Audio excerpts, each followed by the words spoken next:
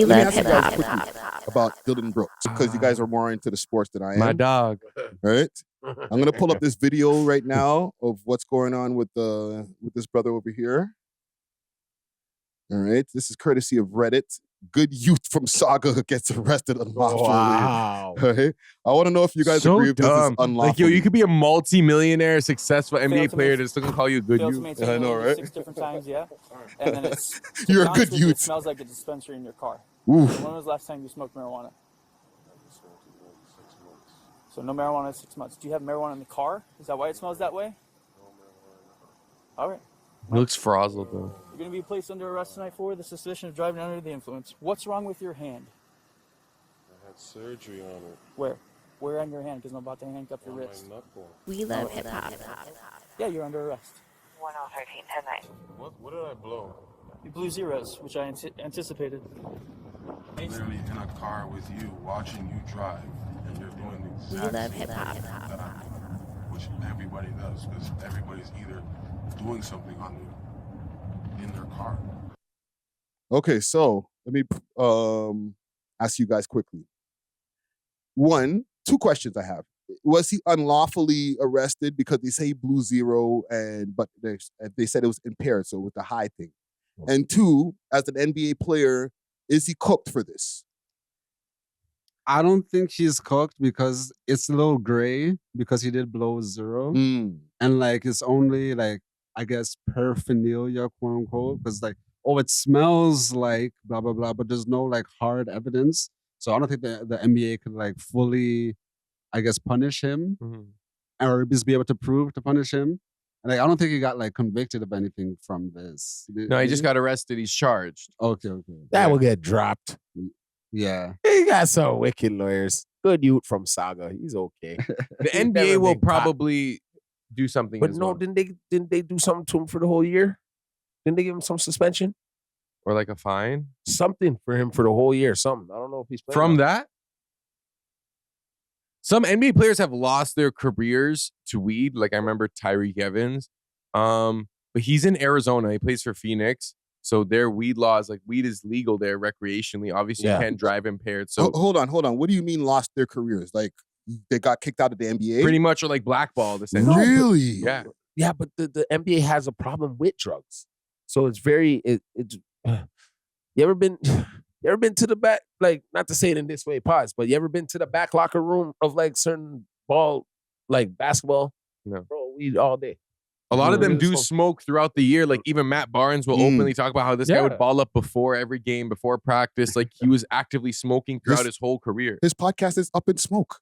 It's called Up in Smoke.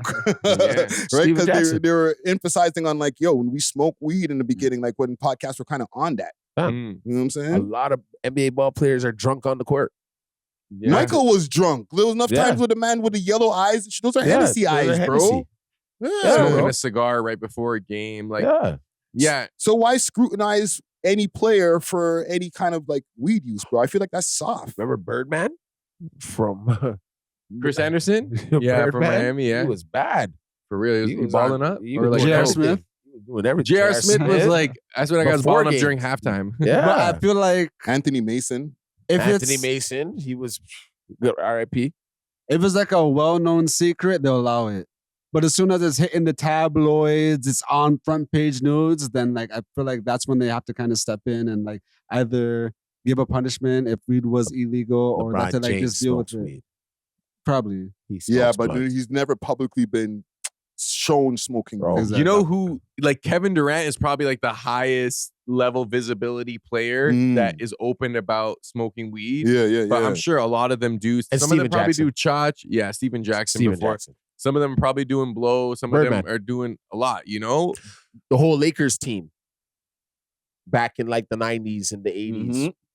Well, here's the thing, right? The NBA drug use was very open. Like it was even like people were drinking and during halftime. And then as the NBA got more popular, it tried to like clean up its image. Yeah. And that's why even with Allen Iverson, like when he came through and he brought like that street image, they did not like it. Yeah. And that's why they tried to like, they were trying to force people to wear suits and stuff, but then AI kind of like had such a cultural impact. And as the NBA keeps getting bigger and wanting to expand, they want to keep cleaning up. So that's why you don't see like fights are not really allowed. the moment like the benches start clearing, you're getting fined crazy. Yeah. You get Mhm. technical fouls Yeah, so yeah. easy now because they want to clean up the game for advertisers and Yeah. stuff, right? And then they made a freaking boring All-Star weekend. Now I the know. whole game is boring, bro. Like Yeah. you don't even see as much fights, only- and when you do see a fight, you're so excited. The only team I like watching it right now is Detroit because they seem like they're the only ones that are allowed to fight. They're scrappy. They're Yeah, there was like scrappy. 3 scraps the other night. Yeah, Detroit. Yeah, no, It's all Detroit. there was like 4 teams Yeah? it was like I 2 see- different games. I But was- yeah, I was but Detroit watching was a part. Detroit. But they Detroit probably was- got fined crazy. Yeah, like they're making an individually, example, it's like not even worth it almost. Mm. But in the case of Dylan Brooks, right? Like they can't. I think he messed up by saying he hasn't smoked in 6 months. Like I feel like that could be used against him if they can just prove that, like, you know, he did smoke within the last 6 months. They can easily Yeah. do blood tests, but I think his lawyer will eat that case still. But I think he's saying that for the NBA angle, right? He doesn't want to get in trouble. If you got me on body cam, he might have, if he wasn't an NBA player, if he was retired, he would have been like, yo, I smoked freaking last night. Yeah. You know what I'm saying? But he says 6 months because he can't go back over to the team and be like, yo, you were smoking within the last 6 months. Like, didn't we do drug test the other day? Well, how did you get around that? But it's almost like in those situations, I know it's hard, but like you shouldn't talk. Like you need a lawyer. Like even Yeah. in those moments where he's asking an innocent question, like, did you smoke weed? Like he should have just stayed silent. I think there was a lot of like lane changes that weren't working, but they could just say that too. Yeah. I don't know if they would intentionally just profile him. Like they could still be racist in Arizona. You know what I'm saying? Systemic. But he could have been driving out of control too. But if he's someone who balls up regularly, like you should know how to handle your cush and like you can drive fine. Hey, I was about to say I do it all the time, but allegedly. No, but low key, everybody's different. You know what I'm saying? And I'm not trying to encourage anybody to smoke and drive or whatever, but it's kind of like antiquated the way they kind of brought that on with the legalization of weed, because it's like there's mans who've been smoking and driving for years, maybe not at the same time, but even like before they left the crib. There's a man smoking and driving right now listening to this. Exactly. Shout out to you. Yeah. Right. So it's like you're trying to tell that person. I was about to say tell me, but tell that person that I don't have all my senses about me, bro. Like, you know how long I've been smoking weed, fam? I'm longer than you've been alive, Mr. Officer. But I'll be real. There's been a couple times of smoking. I've been like, whoa. You feel a little woozy? Whoa. But I feel like more I'm times driving and I'm like, whoa. Nah, bro. I never feel that way. it's more fatigue. Like I think fatigue will Yeah. cause you to, you know, go in and out of lanes illegally Yes. more than Yeah. just kush. Or Like, maybe sparking because, like, you know, you're using your hands to spark the spliff. But Yeah, other than yeah. that, And also, you're good. I do think just because it's a skill, you know, like there are some mans that aren't affected and there are some people that are. It's like it's necessary to have that rule in place. Because like even with alcohol, there's some people that drink and then like they could drive less and like they're proper, you know? Yeah. But obviously that's not everybody. So there has to be rules in place to kind of keep law and order. Yeah, but I still don't even trust that, man. But maybe it's me on my personal bias where I'm like, okay, you had 3 beers and you're okay. Are you sure? Sure. But if that person had 3 spliffs, I'm like, whatever. So what you doing tomorrow, brother? Nah, 3 beers is light though. but even here, like if you get alleged for a DUI, but it's not alcohol based, like it's like kush, like they have no way of measuring how much kush is in your system. All they have is like, oh, I smelt it. You seem like you're out of it. Like No, they have something now. They have like a breathalyzer? not a breathalyzer. I think they take a saliva test. But the thing is, kush stays in your system for like 90 days. So it's like, Yeah. it's kind of hard to determine. That's why it's never been a thing. Like Yeah. even me, like I've been pulled over before. They smelled a kush in there, but like they can't do anything because it's like, bro, like there's no like DUI rules around, like, you know, alcohol, there's a certain blood level. Yes. And once you exceed that, that's considered a DUI. But Yeah. they don't have that for kush. And you could just be transporting it, bro, because it's like you're allowed to have a certain amount of weed in your car, right? Legally. And, you know, you just went to pick up some, and that's why it smells like that. Or someone smoked in my car. Yeah. Yeah. You know? But that's not allowed neither. That's not allowed. It's legal, but it's not legal. Yeah, So- there's rules to this shit. You know what I'm Yeah. saying? Not just because it's legalized in Canada, everybody just started just bunning all over the place and whatever. Like, don't get caught bunning down Young Street. You're Okay? not- so someone else is not allowed to smoke in your car, even if it's stationary? If it's stationary, I don't know. That's maybe an Officer Dunkley question. Okay. I don't think they are allowed, but I think if it goes to court, like it's just gonna get thrown out because people smoke in their cars. Because like if you smoke a cigarette in the car, Mhm.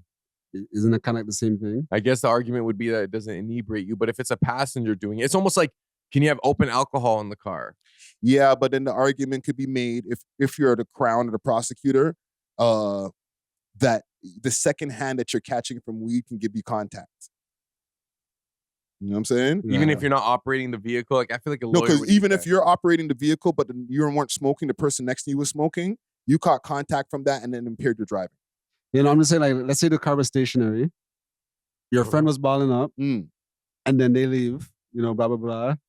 An hour or two goes by, and then now you're driving, but I guess like the smell or whatever is still kind of like lingering. Yeah. You could beat that. Yeah. You know what I'm So saying? you might still you get charged and stuff. You can get Yeah. charged, but you'll probably beat that. But if you have a super prick crown, that's like, no. It's like you might have a long night. You know what I'm saying?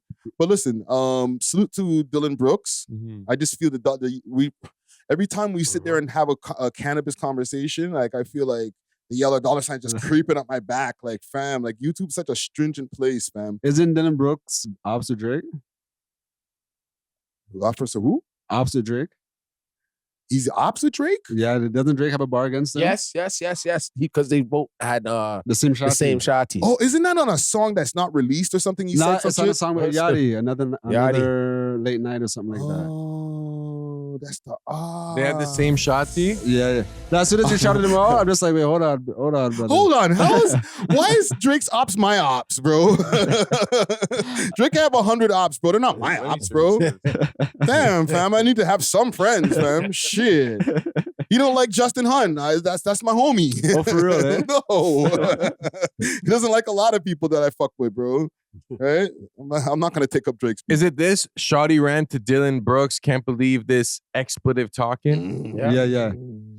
The tension reportedly involves a woman, Mina Habib, whom Brooks allegedly dated after Drake. Eh, Yeah. Keep your Shorty ops, ran to bro. Dylan Brooks. Can't believe this nigga talking. This nigga got so many ops, bro. Okay, We thanks love for hip-hop. watching. If you enjoyed this video, please make sure to check out these other videos on the screen and make sure to like and subscribe. We love hip hop.